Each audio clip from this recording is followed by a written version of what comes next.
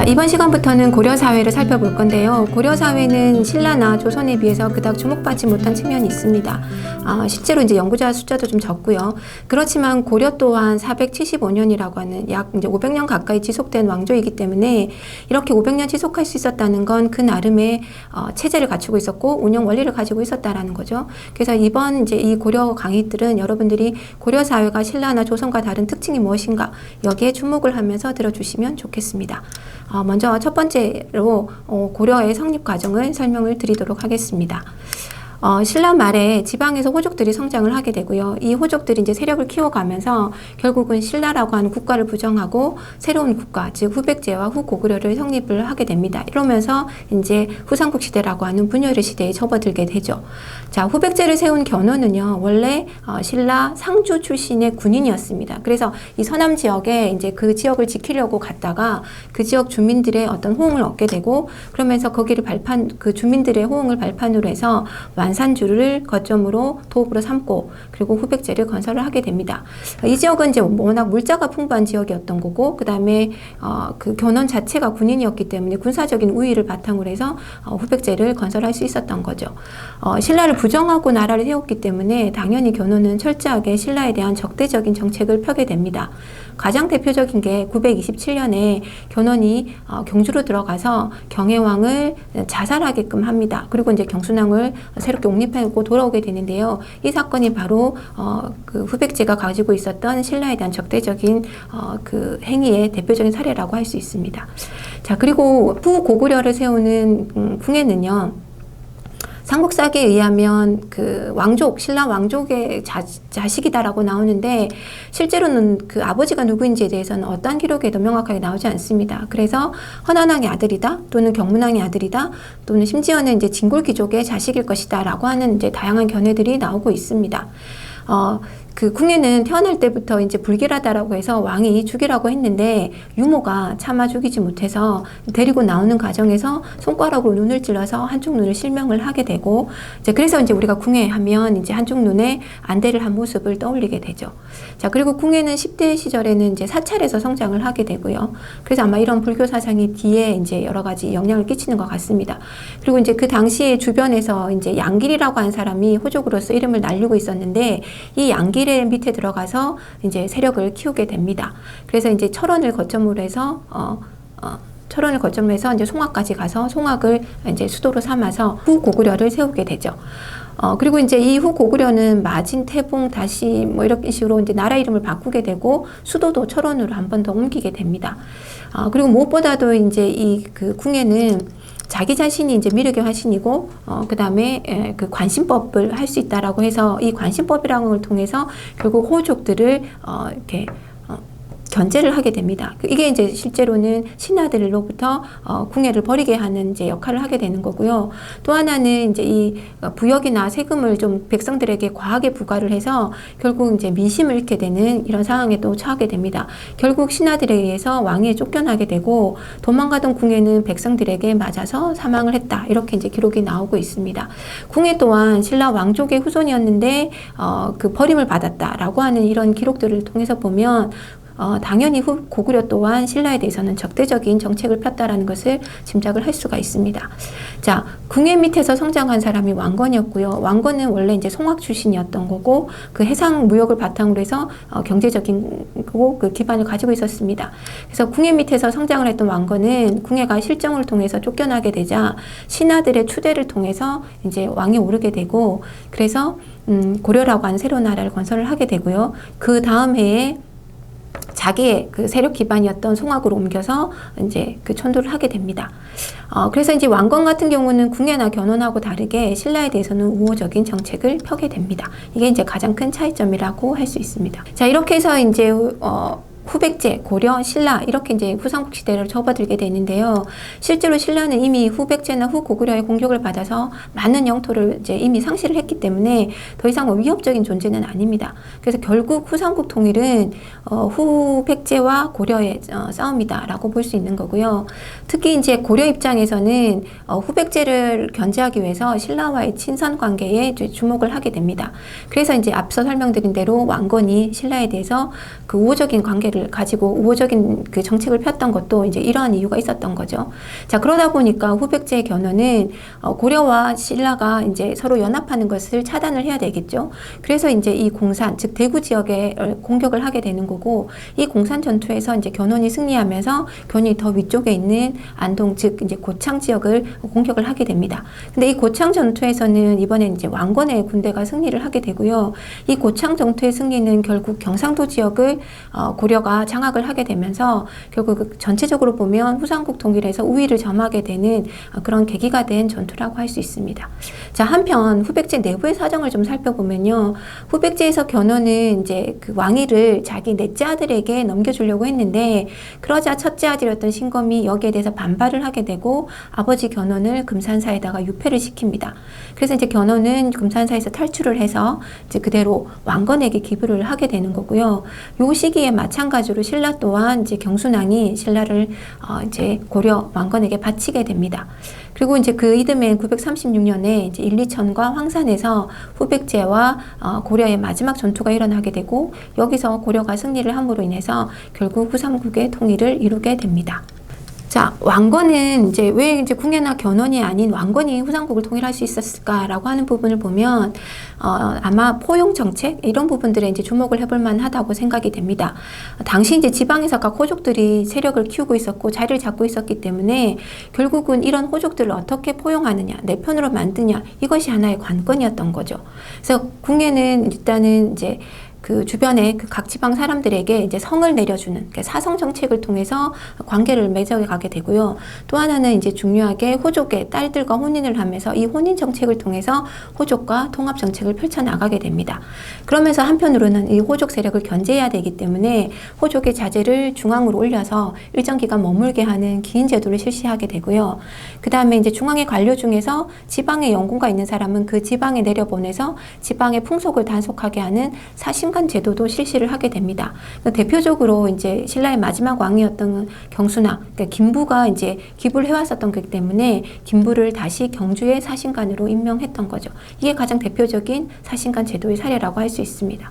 자, 그리고 무엇보다도 왕건의 정책에서 우리가 주목할 수 있는 거는 치민 유도 정책을 폈다는 건데요. 이것은 세금을 거둘 때 일정한 이제 법도가 있어야 된다라는 그런 뜻입니다. 그럼 그 법도가 어느 정도냐? 그러니까 10분의 1세만 내야 된다는 거고, 이것은 백성들한테 굉장히 좋은 제도이고 백성의 생활을 안정화시킬 수 있는 정책이었습니다.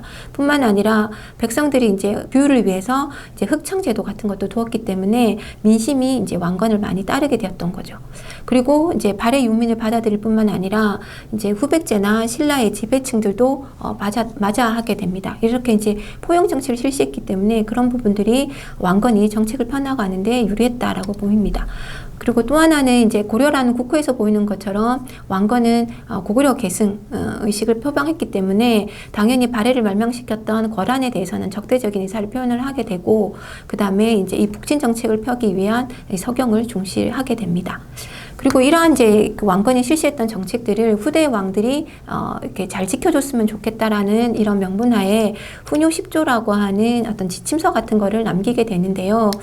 훈요 10조의 내용을 보면 이제 첫 번째, 두 번째 내용은 불교를 잘 지켜라, 불교를 잘 신봉하라는 얘기, 그 다음에 도선의 풍수사상을 잘 따라라라는 얘기가 있고요. 그 다음에 연등회와 팔간의 이 불교 행사도 중요한 국가 행사니 잘 시행하라라는 얘기를 하고 있습니다. 그리고 이제 그 네 번째와 다섯 번째 보면 거란을 적대시한다라는 거와 서경을 중시한다. 그래서 북진 정책을 편다라고 하는 거, 이거를 이제 후대 왕들도 따라주기를 바라는 내용이 담겨 있고요.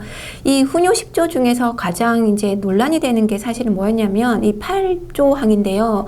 8조의 내용이 보면 차연 이납, 그 다음에 공주강 그 바깥, 여기 이 지역에 사람들은 등용하지 말라라는 내용이 있는데, 이게 이제 그동안 자칫 잘못 해석을 해서 전라도 지역에 대한 차별, 그래서 지역적인 차별이 일찍이 이때부터 있었다라고 하는 해석들을 하는 경우가 종종 있었는데, 실제로 차연 이남이라고 하는 것은 차령산맥 이남이고, 그다음에 공주강이라고 하는 건 금강이거든요. 근데 금강 바깥이라고 하는 것은 금강 북쪽을 얘기합니다. 그러면 이 지역은 사실은 충청도 지역에 해당하게 되고, 좀 더 구체적으로 얘기하면 충주나 홍성, 공주 지역에 해당합니다. 왜 이 지역을 얘기하냐면 왕건 시대에 이 지역들에서 반란들이 일어나게 됩니다.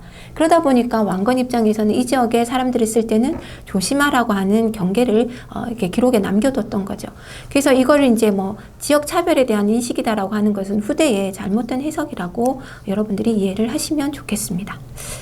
자, 이렇게 이제 훈요 10조를 남겨서 후대의 왕들이 왕건의 정책을 따라가는 것과 함께 또 하나 이제 후대의 고려 왕들은 태조 왕건을 이제 시조로서 굉장히 많이 숭배를 하게 되는데요. 그 숭배의 모습을 보여주는 단적인 이제 유물이 바로 태조 왕건 청동상입니다. 이 태조 왕건 청동상은 1992년 그 이제 개성 부근에 있는 현릉, 그러니까 이게 이제 왕건, 태조 왕건의 무덤이거든요. 그 현릉 부근에서 발견이 되게 됐습니다. 처음에는 이게 불상인 줄 알았는데 나중에 보니까 이게 이제 왕건상이었다는 거죠. 그래서 이 통천관이라고 하는 관을 쓰고 있는데 이 통천관은 황제만 쓸 수 있다는 관이고요. 근데 되게 특이한 건 이 동상이 나체상이라는 겁니다. 그죠? 그래서 어떻게 특히 시조로 모시는 왕을 나체로 만들 수 있었을까라고 생각을 하겠지만, 이게 이제 왕건의 제사를 봉은사라고 하는 절에서 계속 지내고 있었는데, 아마 제사를 위해서 거기에 안치를 해두고, 그 다음에 제사 때마다 또는 의례 때마다 이제 역대 왕들이 의복을 갈아입히는 의식을 치렀을 것이다. 이렇게 이제 생각이 되는 거죠. 이렇게 해서 이제 역대 왕들까지 이제 말기까지도 아마 이 태조 왕건상에 대한, 이 상을 통해서 숭배를 했던 것 같고요. 왜냐하면 이제 이 조선왕조 실록에 보면 세종 때 세종이 결국은 이 그 청동상을 이제 현릉 부근에 묻어라라고 하는 명령을 내렸던 기록을 확인을 할 수가 있습니다. 그래서 이게 왜냐하면 고려에서는 이게 상을 모시고 제사를 지내거나 하는 게 이상하지 않았습니다. 근데 조선에서는 이제 성리학적인 질서 속에서는 상을 두고 제사를 모신다는 건 이제 있을 수가 없는 거죠. 이제 위패를 두고 제사를 지냈어야 되니까 결국 이 상을 제거를 해야 되는데, 그렇다고 함부로 없애기는 뭐하니까 무덤 옆에 묻어라고 했던 거죠. 그래서 이게 이제 발견이 되면서 그동안 고려 왕조들이 이 시조를 어떻게 생각해 왔는지를 우리가 한 번 더 생각하게 됐습니다. 뭐 약간 여담이긴 하지만 고려의 왕이 34명이거든요. 근데 이 34명 중에서 묘호의 끝에 조자로 끝나는 왕은 태조 한 명밖에 없습니다. 이런 것은 이제 조선하고도 많이 비교가 된대요. 그만큼 이제 고려 역대 왕들이 이 태조 왕건에 대한 숭배, 이런 신성시하는 부분들이 있었다라고 하는 것을 짐작해 합니다. 근데 문제는 이제 왕건이 이렇게 정책을 남겨놓고 훈요 10조를 남겨놓긴 했지만, 가장 큰 문제는 이 왕위 계승에 이제 여러 가지 문제를 놓게 되는데요. 앞에서 설명한 것지만 호족들을 연합하기 위해서 결국 혼인 정책을 폈습니다. 그 과정에서 6명의 왕비와 23명의 부인을 주게 됩니다. 왕비와 부인의 차이는요, 왕비의 자식은 왕위 계승권을 가지고 부인의 자식은 왕위 계승권이 없습니다. 그러니까 뭐 조선을 기준으로 설명을 드리자면 부인이라고 하는 이 사람들의 자식들은 말 그대로 그냥 후궁으로 보시면 되는 거죠. 자, 그래서 결국은 어쨌든 이 29명, 전체 29명 사이에서 아들만 무려 25명을 낳게 되는데, 그러다 보니까 결국은 이제 왕위 계승을 놓고 이제 분쟁이 일어나게 됩니다. 첫 번째 왕비와의 사이에서는 자식이 없었고, 두 번째 이제 나주호 씨와의 사이에서 이제 혜종이 태어나게 되는 거고요.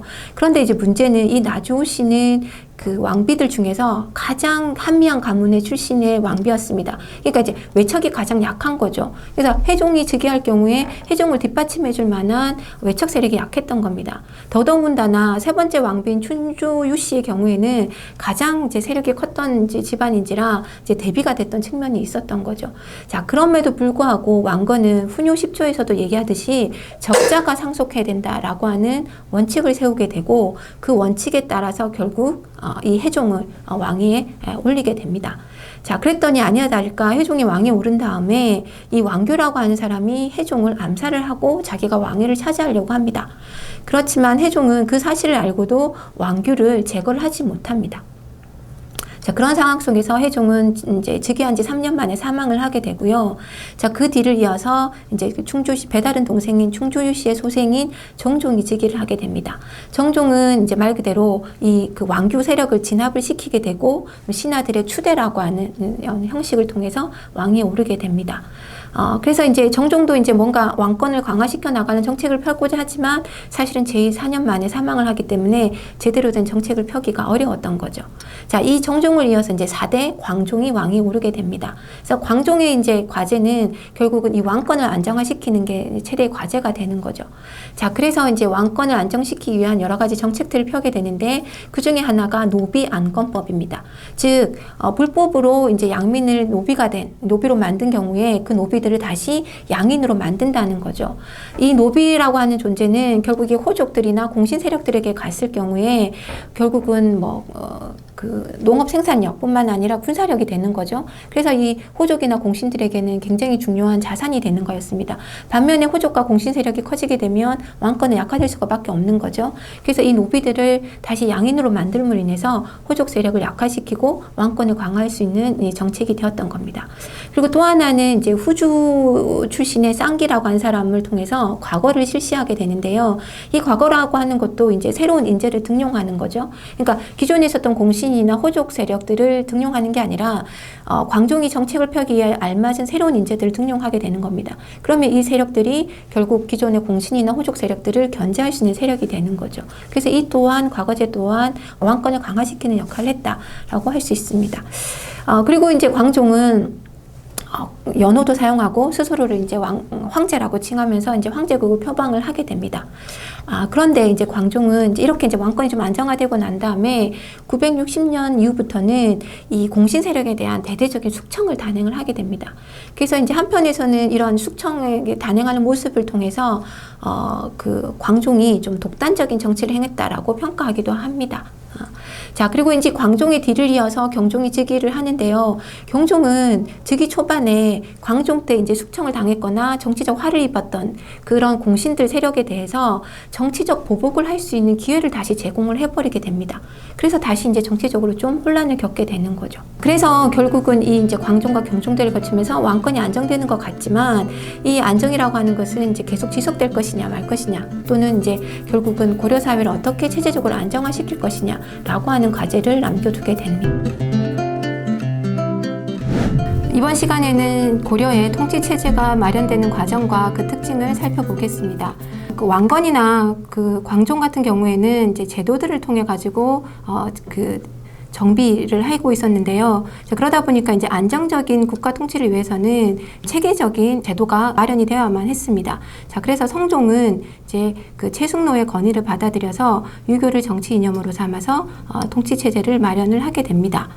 최숙노는 이제 신무 28조라고 하는 것을 건의를 하게 되는데요.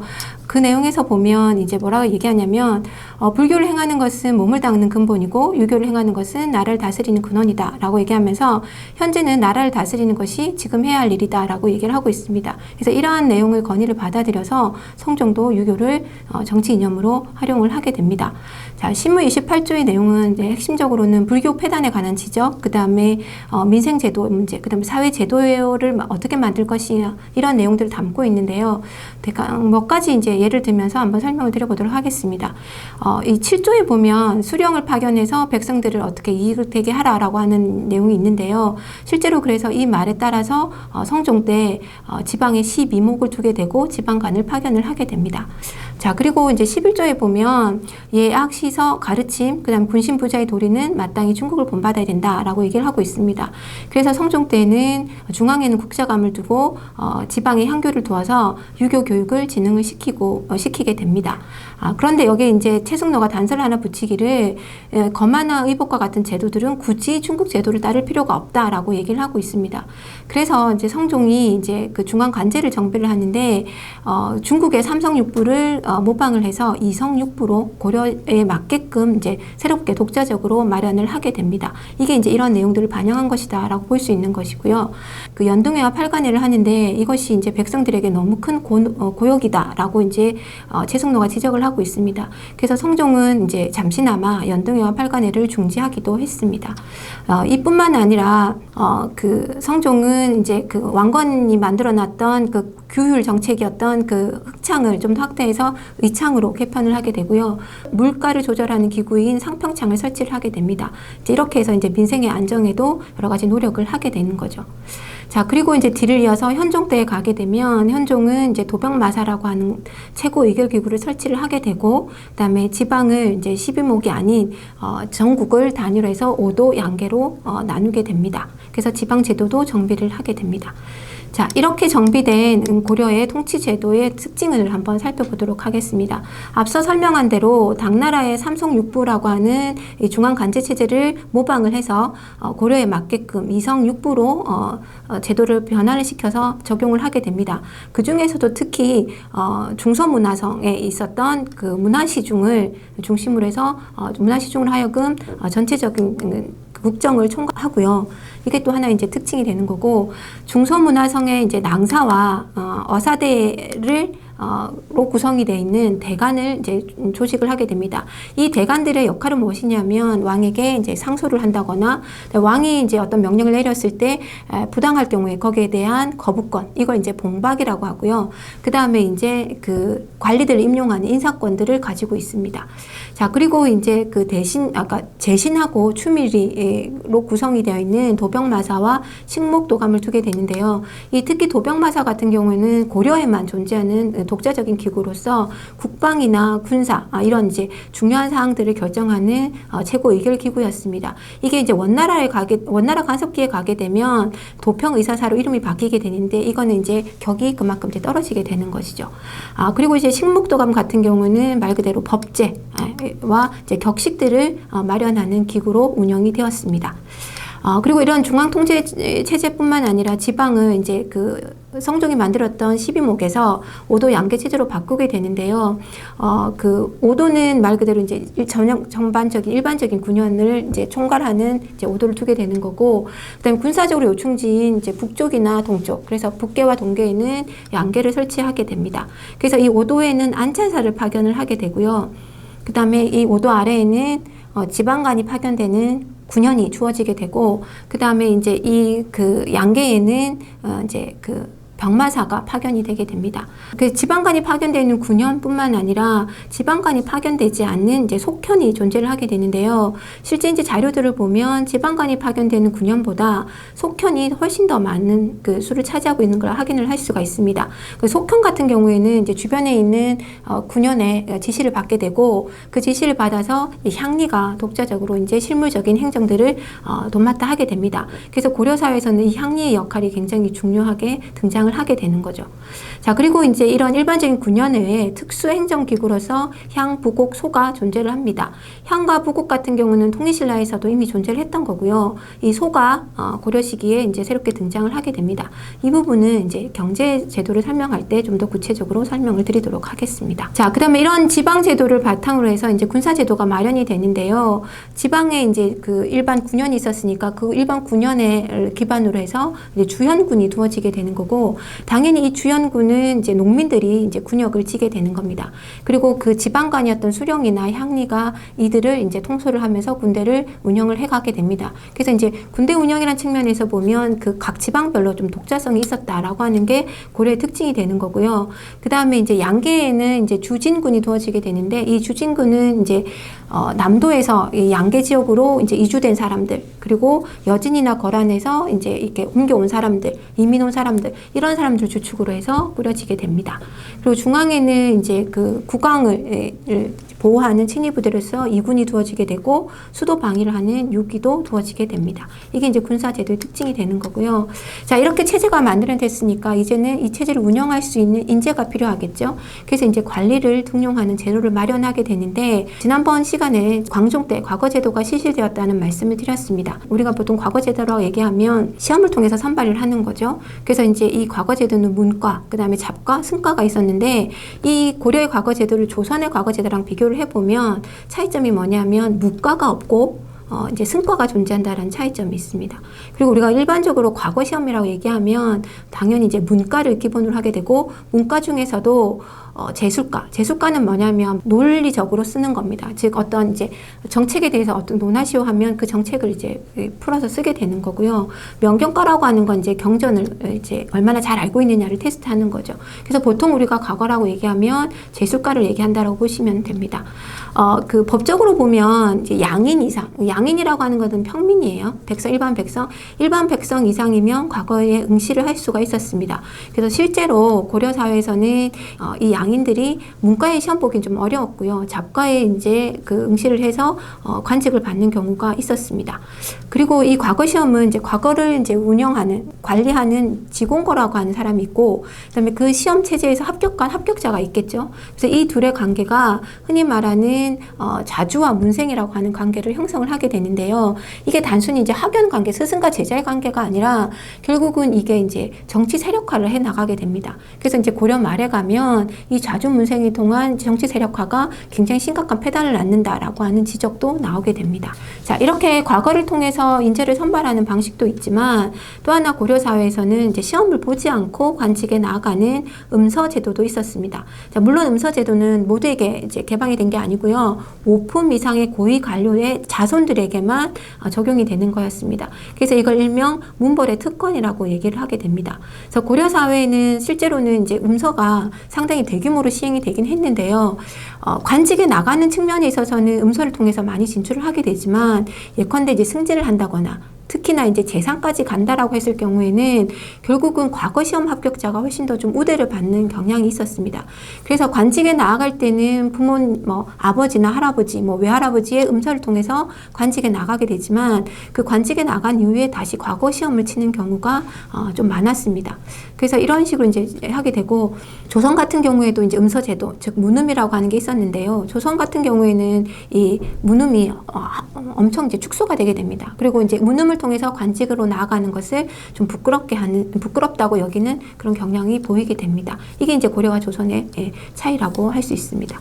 자, 여기서 이제 문벌 얘기가 나왔는데 여러분이 이제 문벌 얘기하면 언뜻 뭐지라는 생각을 하시겠지만 문벌 귀족이란 말은 좀 들어보셨을 겁니다. 자, 이번에 이제 2015 교육과정에 따라서 2020년부터 새 한국사 교과서를 사용을 하게 됐는데요. 이 새 교과서에 따르면 이제 문벌 귀족이라는 용어 대신에 문벌이라는 용어를 이제 사용을 하고 있습니다. 자, 이 문벌이라고 하는 것은 이제 여러 세대에 걸쳐서 고위 관료를 배출한 가문을 일컫는 말입니다. 그러니까 즉 말 그대로 고위 관료니까 관료 제도를 기반해서 형성되는 세력이다라고 볼 수 있는 거죠. 그래서 이 관료제를 떠나서 또 다른 어떤 특권들이 많이 존재를 하느냐, 자율적인 특권이 있느냐, 그렇게 보기는 어렵다라고 해서 아마 귀족이라고 하는 용어는 떨어져 나가고 이 문벌로서 이들의 세력을 명확하게 설명을 하게 된 것이라 생각이 됩니다. 자, 이 문벌에는 이제 개국 공신이나 호족이었던 사람들, 그리고 육두품 관료 유학자들 중에서 이제 중앙 관료로 진출해서 대대로 고위 관직을 가졌던 가문들이 포함이 되고요. 그다음에 성종 이후에는 이제 이렇게 체제가 마련되게 되니까 새롭게 관직으로 진출하는 지배자층들이 나오겠죠. 이들 중에서도 이제 고위 관료를 많이 배출하는 문벌 가문이 형성이 되고, 그다음에 이제 현종 때 가면 그 전까지는 이제 고려는 왕실에서 그 왕실 사람들끼리 혼인을 하게 됩니다. 이제 근친혼을 했던 거죠. 그게 이제 왕권을 강화한다라고 생각을 했던 겁니다. 자, 그러다가 현종 때 가게 되면 이제 근친혼도 하긴 하지만 이제는 다른 이 문벌 가문하고의 혼인을 하게 됩니다. 그래서 이제 이성들과 다른 성실을 가진 사람들과 혼인을 하게 된다는 거죠. 그러다 보니까 자연스럽게 이제 그 왕실과 혼인하는 외척 세력들이 이 문벌을 형성을 하게 됩니다. 이렇게 보면 신라 같은 경우에는 이제 진골 귀족이라고 하는 또는 육두품 귀족이라고 하는 아주 소수가 귀족으로서 형성이 되었다고 한다면 고려 사회 이 문벌이라고 하는 것은 좀 더 지배층의 범위가 넓어진 거죠. 이런 측면에서 고려 사회가 신라보다는 좀 나아졌다라고 평가를 할 수가 있겠습니다. 이 문벌들은 과거 시험, 그다음에 음서, 이제 특히 이제 음서를 통해서 이제 관직에 많이 진출을 하게 되고, 그러다면 고위 관료로 이제 대대로 이어가다 보니까 관직을 독점하는 경향을 보이게 되고요. 또 하나는 이제 5품 이상의 고위 관료들에게는 공음전이라고 하는 토지가 주어집니다. 이게 이제 바로 세습이 되다 보니 이들의 경제적 기반이 되는 거고요. 그다음에 이제 이 문벌들끼리 자기네들끼리 혼인을 합니다. 중첩된 혼인을 혼인을 해서 세력을 형성해 나가게 되고, 특히 왕실과 혼인을 함으로 해서 외척 세력으로서 또 세력을 형성해 나가게 되는 거죠. 그래서 대표적인 가문으로는 경원희 씨와 경주 최씨 이런 가문들을 들 수가 있습니다. 자, 이렇게 형성된 문벌들은 이후에 정치적인 이제 국제적인 정세와 국내적인 상황 속에서 다양한 정치적 변화를 겪게 됩니다. 자, 이번 시간에는 10에서 12세기 고려를 둘러싼 동아시아 국제 정세와 그에 대한 고려의 대응, 그리고 이것이 이제 고려 내부의 정치적인 어떤 변화를 가져오는가라는 부분을 살펴보겠습니다. 당나라가 멸망한 이후에 중국은 5대 10국이라고 하는 다시 분열기에 접어들게 되고요. 이 분열기 속에서 결국은 북쪽에 이 거란이 세력을 키워나가게 됩니다. 거란은 이제 916년에 이제 요라고 하는 나라를 세우게 되고 926년에는 이제 발해를 멸망을 시키게 되죠. 그리고 나아가서는 중국 땅인 연안 16주를 차지를 하게 됩니다. 그러면서 이렇게 세력을 키워나가게 됩니다. 그리고 960년에 가면 이제 송이 등장하면서 중국도 통일을 이루게 되는데요. 이게 송뿐만 아니라 송 옆에는 이제 서하라고 하는 나라가 등장을 하게 되고, 그 다음에 그 송 아래쪽에는 월지국, 이제 대월국이 이제 등장을 하게 되고요. 그 다음에 이제 바다 건너 일본도 존재를 하고 있습니다. 자, 이렇게 이제 송, 거란, 서하 이런 여러 나라들이 각각 독자성을 가지고 어떤 하나의 나라가 패권을 가진 게 아니라 독자성을 가지면서 이제 서로 이제 유기적인 관계로 형성이 되고 있었던 거죠.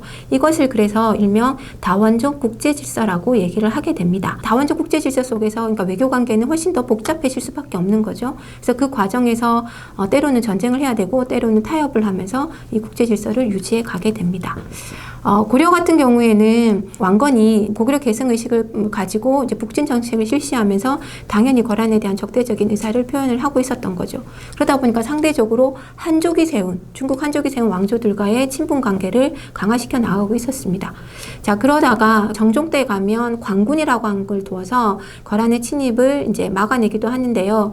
이제 이런 식으로 후대의 왕들은 왕건이 만들어 놓은 북진 정책을 계속 계승하는 측면들을 보이게 됩니다. 이제 그러다 보니까 송나라가 건국했을 때 이제 송과의 관계에 긴밀하게 이어지게 되는 거죠. 그래서 친송 정책을 펴게 됩니다. 자, 이렇게 고려가 친송 정책을 펴게 되고, 그래서 송나라가 이제 고려랑 손을 잡고 거란을 공격하려고 하자 결국 거란 입장에서는 고려를 공격을 하게 됩니다. 993년에 소선영이 1차적으로 6만의 대군을 이끌고 공격을 해 나오게 되는데요. 여기에 대한 이제 그 고려군이 방어를 하고 있었기 때문에 결국은 이제 소선영이 먼저 화친을 제의를 하게 됩니다.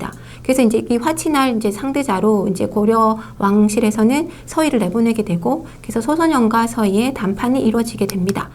자, 그래서 보면 이제 그 소선영이 서희에게 뭐라 얘기하냐면, 이 고구려 땅은 원래 거란 땅이었다. 근데 왜 너희들이 차지하고 있느냐? 이렇게 이제 질문을 던지게 되고, 자, 그러자 서희가 우리는 고구려를 표방하고 있는 나라고, 실질적인 영토 측면에서 보면 오히려 거란이 이제 고구려 땅을 차지하고 있다.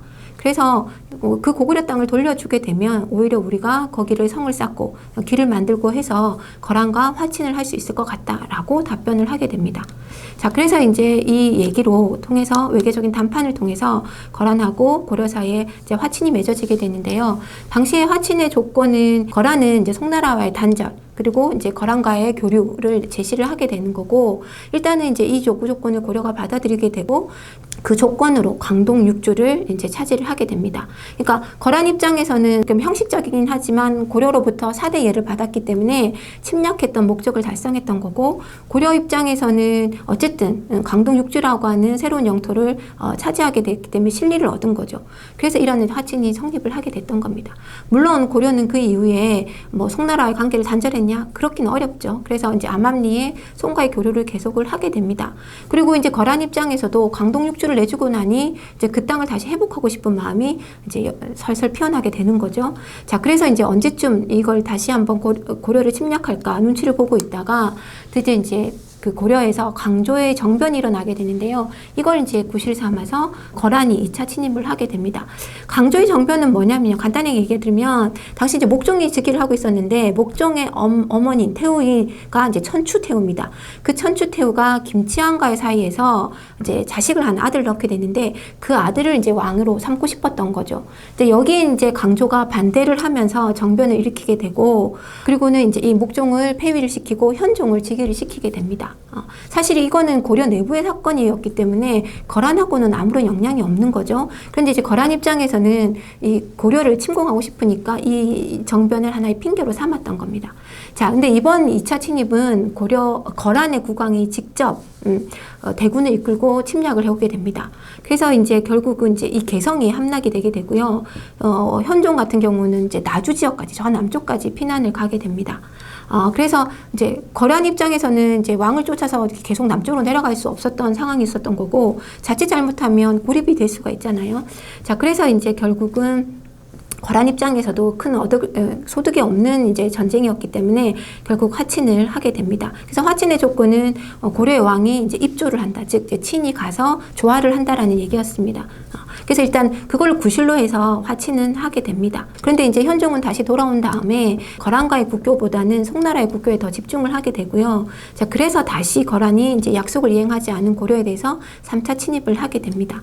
자, 이 3차 침입에서는 그 유명한 이제 강감찬의 귀주 대첩이 일어나게 되는 거죠. 4만 명이 거란군이 왔다라고 하는데 이 중에서 한 2천 명 정도만 살아나갔다라고 합니다. 그래서 큰 승리가 되게 되는 거죠. 자, 그리고 이제 그 뒤에 고려는 이제 이런 전쟁을 겪고 난 다음에 개경 주변에 나성을 쌓고 그다음에 이 북방민족의 침략을 막기 위해서 천리장성을 축조를 하게 됩니다. 자, 그 뒤에 이제 결국은 이제 이 전쟁이 끝난 이후에 고려와 거란 사이에도 이제 화친이 맺어지게 됩니다. 그 결과 결국 송나라, 거란, 고려는 일정 정도 세력의 균형을 이루게 되고, 이런 균형 상태에서 이제 다원적인 국제 질서가 계속 지속을 하게 됩니다. 이게 이제 흔히 말하는 고려를 둘러싼 국제 정세의 특징이라고 얘기할 수 있습니다. 자, 이렇게 거란의 침입을 고려가 물리치게 되자 이번에 이제 동북 쪽에 있었던 여진족들이 이제 알아서 고려에 복속을 하게 됩니다. 그래서 이제 고려 왕실에서는, 고려 정부에서는 이 여진족들을 받아들여서 그들에게 이제 생활 터전도 마련을 해주게 됩니다. 그런데 이제 그러다 보니까 이제 여진족들이 강성해지게 된 거죠. 그래서 자기네가 세력이 커지게 오다 보니까 고려의 국경을 이제 침략을 시작을 하게 됩니다. 이게 이제 12세기 초의 상황인데요. 자, 그래서 이제 고려 입장에서는 그 여진의 그 침략을 방어를 하는데, 문제는 여진족들은 기병을 중심을 하고 있고 반면에 고려는 보병인 거예요. 그러니까 이게 당연히 고려 군대가 여진 군대를 막아내는 게 쉽지가 않은 거죠. 그래서 이제 결국 윤관이 이 여진족을 정벌하기 위해서는, 또는 여진족의 침략을 막아내기 위해서는 특별 부대를 마련해야 된다. 기병 중심의 부대. 그래서 그걸 별무반을 만들게 되고, 이 별무반을 구성을 해서 결국 이제 여진족을 정벌을 하게 됩니다. 그래서 여진을 정벌한 다음에 여진을 이제 몰아낸 거죠. 그리고 그 지역에 동북 구성을 쌓았습니다. 근데 이제 문제는 여진 입장에서는 자기 생활 터전이 사라진 거죠. 그래서 이제 그 이후로 계속 고려한테 동북 구성을 돌려달라, 동북 지역을 돌려달라 요구를 하게 되고, 고려 입장에서 사실 그 변방 지역을 방어한다는 게 좀 쉽지가 않았습니다. 그래서 결국은 이제 방어가 쉽지 않다라는 명분으로 이 땅을 돌려주게 됩니다. 그래서 동북 구성이 만들어진 지 뭐 2년도 채 안 되는 시점에서 다시 여진족에게 이 지역을 반환을 하게 되는 거죠. 그래서 결국 고려의 여진 정벌은 한마디로 얘기하면 실패했다, 뭐 이렇게도 볼 수가 있습니다. 자, 이렇게 이제 여진이 이제 강성을 하고 있었던 거고요. 그리고 이 동북고성을 돌려받은 다음에 이제 여진이 더 성장을 하게 되는 거죠. 그래서 여진은 1115년에 금이라고 하는 나라를 세우게 되고, 이 금이라는 나라를 세운 다음에 이제 거란을 정벌하고, 더 나아가서는 이제 송나라의 수도인 카이펑까지도 점령을 하게 됩니다. 그래서 결국 송나라는 수도를 옮길 수밖에 없었고 남쪽 임한 지역으로 내려가게 되죠. 그래서 이 시기를 일명 이제 남송시대라고 하게 됩니다. 그래서 이제 23세기에 접어들게 되면 남송, 고려라고 하는 또 다른 형태의 다원적인 국제 질서가 마련이 되게 됩니다. 그리고 이러한 다원 질서 속에서 고려 사회 내부에서도 조금의 변화가 생기게 됩니다. 특히 이제 이 금의 성장 과정에서 금이 고려의 사대를 요구하게 되는데, 이 사대를 문제를 놓고 정치 세력들 간에 약간 입장의 차이가 존재를 하게 되거든요. 이런 과정에서 이제 정치 세력의 변동도 생기게 됩니다. 그러니까 앞서 설명한 것처럼 결국은 윤관이 했던 별무반을 중심으로 했던 여진 정벌은 실패를 한 거였잖아요. 다시 그 땅을 돌려줬으니까. 자, 그러다 보니까 당시에 그 여진 정벌을 반대했던 문벌들이 있었던 거예요. 그래서 그 문벌들이 오히려 이제 이 금나라가 강성해지면서 이들의 이제 입장이 더 강해지게 되는 거고, 봐라, 여진을 그 정벌하는 게 틀렸지 않았느냐 이렇게 되는 거고, 그러면서 이제 이 문벌들 중에서도 소수가 권력을 이제 독점을 하게 됩니다. 그 대표적인 사람이 이제 이자겸이 되는 거죠. 경원이씨 집안 사람인데요. 이 경원이씨는 이제 이자겸 외에 이제 그 위로 올라가면 이자연 때부터 이미 이제 문종에게 3명의 딸을 왕비로 만들게 되고요. 이자겸의 경우에는 예종 때 이제 자기의 둘째 딸을 왕비로 만듭니다. 그리고 이제 예종이 죽으니까 그 외손자였던 인종을 옹립을 하게 되는데요. 이제 인종을 왕으로 만든 다음에 셋째, 넷째 딸을 다시 인종의 왕비로 만듭니다. 그러면서 이제 독점적인 권력을 이자겸이 가지게 되는 거죠. 자, 그러다 보니까 결국은 인종 입장에서는 이자겸의 세력을 견제를 해야 되는 거죠. 그래서 측근 세력들을 통해서 이 이자겸의 세력을 제거하려고 합니다. 이게 이제 이자겸이 눈치를 채게 되는 거죠. 그래서 이제 척춘경하고 손을 잡고 이자겸이 반란을 일으키게 됩니다. 이 척춘경이라는 사람이 누구냐면 여진정벌의 윤광과 함께 앞장섰던 사람입니다. 자, 그래서 이제 결국은 이 나는 처음에는 성공을 해요. 그 권력을 또 차지를 하게 되는데요. 이제 시간이 지나가면서 이 척춘경하고 이자겸 사이에 틈이 생기게 됩니다. 그래서 이제 결국 인종이 이 척춘경을 이용해서 이자겸을 제거를 하게 되고요. 군사적으로 이제 이 척춘경이 워낙 탁월했기 때문에, 그리고 이제 정지상이라고 하는 이 이제 새로운 세력이 등장하면서 정지상에 의해서 척춘경도 책임을 물어서 이제 유배를 보내게 됩니다. 이제 이렇게 해서 이제 이자겸의 난은 이제 끝이 나게 되는 거죠. 자, 이자겸의 난이 끝난 이후에 결국은 가장 큰 세력이었던 이제 경원이씨 세력은 몰락을 한 거고요, 그죠? 이제 새롭게 경주 김씨, 김부식 세력과 그 다음에 정지상이나 묘청과 같은 서경 세력들이 이제 두각을 드러내게 됩니다. 그래서 이제 다시 이제 이자겸의 난 이후에는 그 사대를 반대했던, 금나라에 대한 사대를 반대했던 문벌 세력, 대표적으로 이제 윤원이를 들 수 있는데, 이 윤원이 지방과 그 다음에 이제 서경 세력들이 이제 부상을 하게 됩니다. 그래서 서경 세력들은 정지상과 묘청은 이제 풍수지리 이제 도참사상을 기반으로 해서 개경이 아닌 서경이 길지이니 서경으로 천도하자라고 하는 주장을 펴게 되고, 나아가서는 이제 서경을 기반으로 해서 금나라를 정벌하자 이렇게 이제 주장을 하게 됩니다. 이자겸의 난 속에서 이미 개경의 그 궁궐이 다 불탔기 때문에 인종 입장에서도 서경천도가 사실은 솔깃했습니다. 그래서 인종도 서경천도를 지지를 하게 됩니다.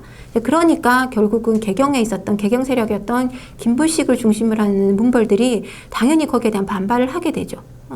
그리고 이제 서경천도가 이제 원활히 잘 이루어지지 않음으로 인해서 결국은 인종도 서경천도를 안 하려고 이제 결정을 하게 됩니다. 자, 그렇게 되자 이제 이 묘청이 서경에서 난을 일으키게 되는 거죠. 자, 그러자 이제 이 난을 진압하기 위해서 김부식이 이제 그 총대장으로 나서게 되고요. 그 서경으로 나가기 전에 이 서경 세력과 결탁이 되어 있었던 정지상을 먼저 제거하고, 그다음에 서경으로 가서 묘청의 난도 진압을 하게 됩니다. 사대를 반대했던 이제 새롭게 떠오르는 문벌 세력이었던 윤원이도 이제 제거를 하게 되는 거죠. 자, 이 묘청의 난에 대해서는 이제 그 신채호 선생이 이제 평가를 한 부분이 이제 많이들 언급이 되죠. 그래서 뭐 난과 유가 대 난과 불교 대 유가, 국풍파 대 한학파, 독립당 대 사대당 이런 싸움이었다고 해서 전자는 이제 묘청, 후자는 김부식이다 이렇게 얘기를 하면서 결국 김부식 세력에 의해서 이 묘청 세력이 진압이 되었기 때문에 이후에 이제 우리 역사는 사대적이고 그 다음에 진취적이지 못하게 되었다라고 이제 평가를 하면서 결국 이 사건을 조선 역사 1000내 제1대 사건이다라고 평가를 했습니다. 이 이제 신채호 선생의 평가와는 또 다르게 어쨌든 이 이자겸의 난을 겪으면서 고려의 문벌 사회가 갖고 있는 여러 가지 문제점이 이제 등장을 하게 되는 거고요. 그리고 이제 이 문벌 사회 동요라고 하는 부분, 새로운 이제 문벌 세력들이 등장하고 사라지고 이런 과정들에서 그 동요하는 모습들을 보이게 됩니다.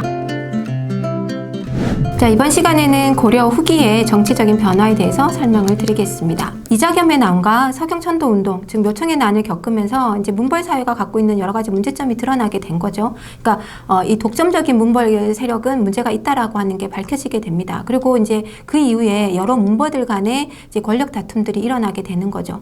이러한 이제 문제점이 드러났지만 사실은 이런 문제점을 해결하는 방향으로 가지 않고 오히려 이런 문벌 세력들이 보수화되는 방향으로 가게 됩니다. 이제 문제가 해결되지 못하다 보니까 결국은 문벌들의 보수와 나아가서는 문신들의 무신들의 이 권력들이 더 집중하게 되고 이들의 권력이 더 커지는 양상이 만들어지게 되고요. 그러다 보니까 같은 지배층인 상대적으로 무신들에 대해서는 오히려 차별이 더 심하게 일어나게 되었습니다. 뿐만 아니라 당시의 왕이었던 의종 같은 경우에는 자기의 이제 이 연의를 베풀기 위해서 정자를 짓거나 하는데 이러한 공사에 무신들을 동원을 하게 됩니다. 그러니까 무신들이 이제 노역에까지도 시달리게 되었던 거죠. 그래서 차별 대우와 이러한 푸대접에 이제 반발을 해서 결국은 무신이 정변을 일으키게 되는 거고 대표적으로 이제 이의방과 정중부가 난을 일으키게 됩니다. 그래서 난을 일으킨 이후에 이제 문신들을 제거를 하게 되고 이제 권력을 잡게 되죠. 그래서 그 이후로 이제 무신 정권 시기가 도래를 하게 됩니다. 이렇게 이제 권력을 잡긴 했지만 이 무신들 사이에서 서로 이제 누가 집권자가 될 것이냐를 놓고 이제 이 쟁탈전이 벌어지게 되는 거고요. 그러다 보니까 이 집권자가 자주 변하는 이런 혼란기를 겪게 됩니다. 그래서 이제 뭐 이의방이 집권을 했다가 정중부가 경대승 이의미까지 이렇게 순서대로 자꾸 바뀌게 되게 되는 거죠. 자, 그러다가 최충원이 등장을 하게 되면서 이제 이 그 무신 정권은 좀 안정기에 접어들게 됩니다. 최충원 이후로 해서 이 4대 60년간 이 무신 집권기를 이어나가게 되고요.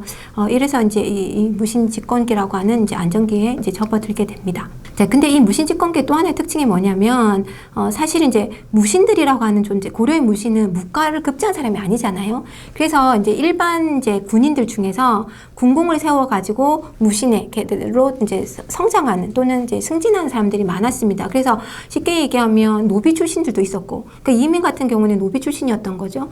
그리고 이제 글자를 모르는 사람들도 있었습니다. 그러다 보니까 이런 사람들이 이제 집권자로 등장을 하다 보니까 결국은 이제 이 그 무신 집권기에 이 그 백성들도 너도 나도 이제 이런 신분제에 대한 어떤 저항 그리고 이제 어떤 권력에 대한 이 저항들을 이제 일어나게 됩니다. 이걸 이제 긍정적으로 평가하면 굉장히 사회가 활발했다라고 얘기하게 됐지만 또 다른 측면에서 보면 신분제 동료 뭐 이런 혼란기가 또 도래를 했다 이렇게도 볼 수가 있습니다. 자, 그래서 초기에 이제 무신 정변이 일어나고 무신이 집권을 했을 경우에는 이 무신 그 정변에 반대하는 문신들의 이제 난이 일어나게 됩니다. 그게 가장 대표적인 게 김보당의 난, 이제 조의총의 난이 되는 거고요. 망이망소위가 이제 광주소라고 하는 건 특별행정구역이거든요. 이 그 망이망소위가 광주소에서 이제 이게 특별행정구역으로 이들이 이제 과세 부담이 많다 보니까 일반 군현으로 승격시켜 달라고 하는 난을 일으키게 됩니다. 그래서 결국 이제 공주는 이제 승격을 하게 되는 거죠. 이런 난도 있었고요. 그다음에 전주 관노나 그다음에 최충원의 이제 노비였던 만적이 결국 이제 왕후 장상의 씨가 따로 있느냐라고 이제 얘기하면서 이제 그 신분 해방 운동을 전개를 하게 됩니다. 그리고 이제 그 외에 보면 이제 김삼이 호심이나 최광수 그다음에 이연년 같이 각각 이제 신라 고구려, 백제의 어떤 부흥 운동을 추진하는 이러한 이제 난들도 일어나게 됩니다. 신분제 동요라고 하는 측면에서 이 분열이 일어나게 되었다라고 볼 수 있는 거고요. 이 집권 시기에 보면 초기에는 무신들이 군인들의 회의 기관이었던 중방을 중심으로 통치를 해 나가게 되고요. 최충원이 이제 권력을 잡으면서부터는 이제 교정도감이라고 하는 최고 의결 기구를 설치를 하게 됩니다. 이제 이 기구를 중심으로 이제 통치를 해 나가게 되고, 그다음에 그 아들이 이제 최후가 집권을 하게 되면서 최후는 여기에다가 자기 집에 정방을 설치하게 됩니다. 이 정방에 이제 인사권을 관할하는 이제 기구 역할을 하게 되는 거고, 그래서 인사권마저 이제 최후가 다 장악을 하게 되는 거죠. 그리고 이제 서방이라고 하는 걸 두어가지고 그 문학적 소양이 있다든지 유교적 소양이 있는 이제 문신들을 등용하기 시작합니다. 자기들의 사병이라고 할 수 있는 이제 야별초를 개편해서 삼별초를 두게도 되는 거죠. 이런 이제 기구들 통해서 이제 권력을 유지시켜 나가게 됩니다. 이렇게 이제 고려 사회에서 무신의 정변이라고 하는 그리고 무신 집권기라고 하는 새로운 변화상이 일어나고 있는 시점에서 대외적으로 보면 이 13세기에 접어들게 되면 동아시아에서도 대단히 큰 변화가 일어나게 됩니다. 북쪽에서 이제 몽골이 세력을 넓혀 나가고 있었던 거죠. 1206년에 이제 태무친이 징기스칸으로 이제 즉위를 하면서부터 1227년에는 서하를 멸망을 시키게 되고, 그 다음에 1234년에는 이 금나라까지 멸망을 시키게 됩니다. 그 뒤에 이제 원을 세우게 되고 이제 마지막 남아있던 남송까지 멸망을 시키게 되는 거죠. 자, 그래서 기존에 우리가 10에서 12세기를 봤을 때는 여러 나라들이 세력 균형을 가지고 있었던 다원적 질서가 유지되고 있었는데 이제 이 몽골이 등장을 하게 되고 원 나라가 등장하게 되면서 결국 이 몽골의 패권에 의한 지배 체제가 확립을 하게 됩니다. 그래서 이러한 이제 국제 정세가 큰 변화를 겪게 되는 거고, 이렇게 이제 국제 질서가 변하다 보니까 그 영향을 고려도 당연히 받게 되는 거죠. 자, 그래서 이제 고려는 이제 몽골이 강성해지고 했을 때 사실 처음부터 몽골과 항쟁을 추진해 나가지는 않습니다. 그래서 몽골과 이제 화친을 맺으려고 노력을 했고요.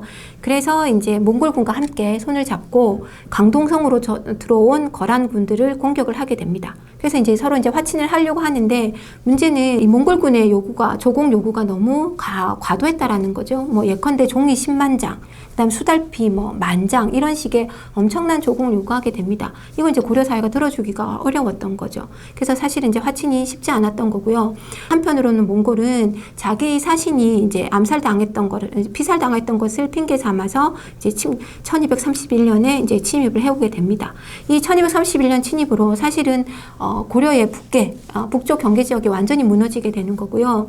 자, 그래서 이제 이 당시에 집권하고 있었던 사람이 누구냐면 최후인데, 최후는 이제 이 몽골에게 화친을 요구하면서 한편으로는 이제 장기전에 대비해서 수도를 강화도로 옮기게 됩니다. 그러다 보니까 고려의 본토는 결국은 백성들이 남아서 이 몽골군과 저항할 수밖에 없었던 거죠. 그래서 이제 초기에는 이제 뭐 처인성이나 충수성 전투에서 일정 정도 몽골군에게 승리를 거두기도 하지만 이게 이제 장기전으로 가다 보니까 결국은 국력은 약화가 되게 되고 백성들의 이제 고생은 이루 말할 수가 없게 됩니다. 결국 고려가 유지되려면 백성의 안정이 돼야 되는 거잖아요. 그러기 위해서는 결국은 화친을 할 수밖에 없었습니다.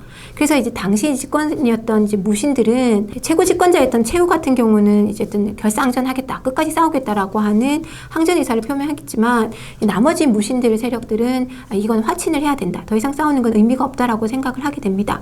그래서 이제 그 최씨 정권을 몰아내고 이 무신들이 이제 화친에 나서게 되는 거죠. 몽골의 요구 조건은 첫 번째가 그거였습니다. 고려 왕이 직접 입조를 하라라는 거였거든요. 그러니까 친조를 하라는 거였죠. 이제 근데 이렇게 이제 고려 왕이 직접 몽골로 가는 거는 좀 고려 입장에서는 들어주기가 어려웠기 때문에 협상을 하는 게 태자가 가겠다라고 얘기를 하게 됩니다. 그래서 이제 뒤에 이제 원종이 되는 태자가 이제 몸소 몽골 당시 이제 지도자를 만나려고 중국으로 가게 됩니다. 자, 그래서 이제 이 고려 태자와 쿠빌라이의 만남이 이루어지게 되고 이들 사이에서 이제 화친이 이루어지게 되는 거죠.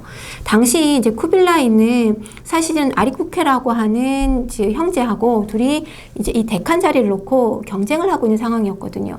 이제 그랬는데 이 고려 태자가 쿠빌라이를 찾아왔기 때문에 쿠빌라이 입장에서는 도움이 되는 세력이라고 인식을 하게 됩니다. 고려 태자를 맞이하면서 옛날 당나라 태종도 이 고구려라고 나라를 침공시키지 못했는데 그렇게 대단한 나라의 태자가 나를 찾아왔다니 대단히 고맙다라고 얘기를 하게 되고, 그래서 이제 둘 사이에 화친이 마련을 하게 되고, 이때 이제 화친의 조건 중에 하나가 고려의 풍속을 고치지 않는다 라고 하는 이제 이 원칙을 마련을 해주게 됩니다.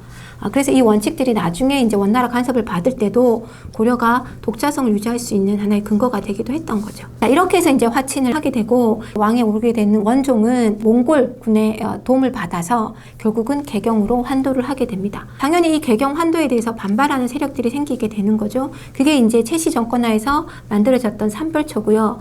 이 삼별초는 이제 배숭손의 지휘하에서 봉기를 하면서 철저하게 그 개경 환도를 이제 반대를 하게 됩니다. 그러면서 이제 강화도, 진도, 제주도로 옮겨가면서 끝까지 항전을 하게 되지만 결국 고려군과 몽골군 연합군에 의해서 이제 진압을 하게 되고, 결국 이제 개경으로 왕이 이제 환도를 함으로 인해서 결국 무신 정권도 이제 막을 내리게 됩니다. 자, 이렇게 해서 이제 개경으로 돌아온 다음에 이제 왕나라와의 하친 관계 속에서 고려는 독자적인 세력은 유지는 하게 되었지만 결국 그렇다고 해서 완전히 자주국가로서의 역할을 할 수는 없었습니다. 결국 원의 간섭을 받을 수밖에 없었던 거죠. 그래서 앞에서 얘기한 대로 13세기는 몽골 패권에 의한 그 국제 질서가 만들어졌다라고 얘기를 하게 되는 거고요.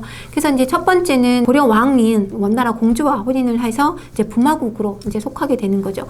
부마국의 지위를 얻는 것은 몽골 원나라 황실의 일원이 된다는 측면에서는 좀 상당히 긍정적인 평가가 되긴 하지만 결국 이 부마국의 지위라서 밑으로 들어가기 때문에 거기에 따라서 이제 모든 이제 관제나 왕의 칭호나 이런 것들도 격식이 낮아지게 됩니다. 그래서 이제 폐하라고 부르지 않고 전하라 불러야 되는 거고 이제 태자가 아니라 세자. 그 다음에 관직명도 도병마사가 아니라 도평의사사 이런 식으로 다 관직에도 이제 칭호가 바뀌게 되게 됩니다. 그래서 이제 간섭을 받을 수밖에 없었던 거고요. 기본적으로 이제 몽골이 침략했을 때 자기네가 직접 이제 차지했던 지역에 쌍성총관부나 동령부, 그 다음에 탐라총관부를 설치해서 이제 다루가치를 파견해서 직접 지배를 하기도 합니다. 그러니까 영토의 상실도 일어나고 있었던 거죠.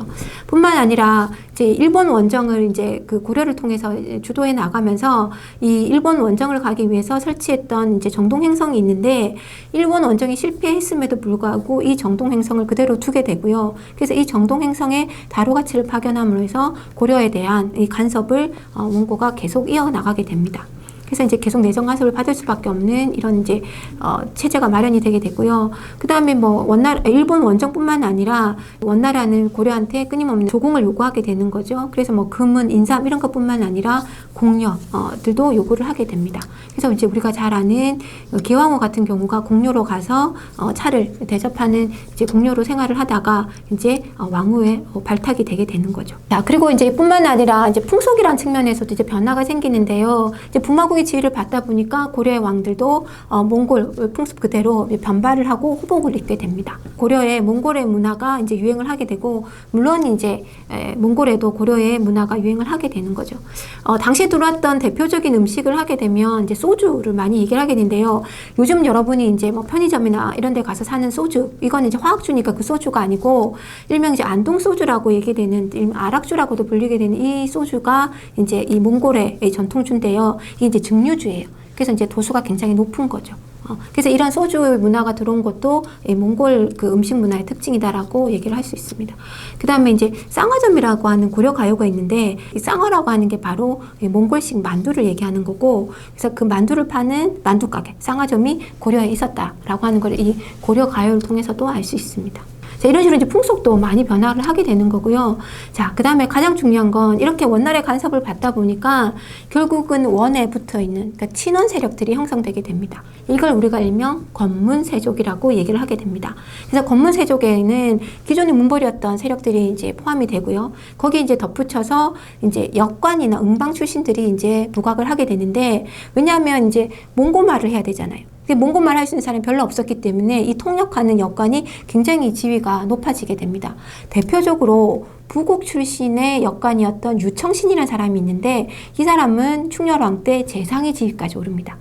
굉장히 특이한 케이스가 되는 거죠. 이런 식으로 원나라와의 관계에 어떤 역할을 하는 사람들이 신분과 관계없이 출세를 하는 양상을 보이게 되고 또 하나는 원나라와의 어떤 인적 관계 속에서 그 세력을 유지해가는 이제 권문 세력도 등장합니다. 대표적인 게 이제 기시 집안인 거죠. 기왕후가 등장을 함으로 인해서 그 기시 집안의 기철이나 그 오라비들이 대세력가로 등장을 하게 됩니다. 이들은 당연히 이제 친원파가 되죠. 원나라에 이제 지지를 하게 되는 친원파가 되게 되고, 그래서 이들은 앞에서 설명한 것처럼 부국 출신들도 있고, 이러다 보니까 과거보다는 음서를 통해서 관직에 나아가게 되고요. 그 다음에 대토지 농장이나 이런 것들을 소유를 하게 됩니다.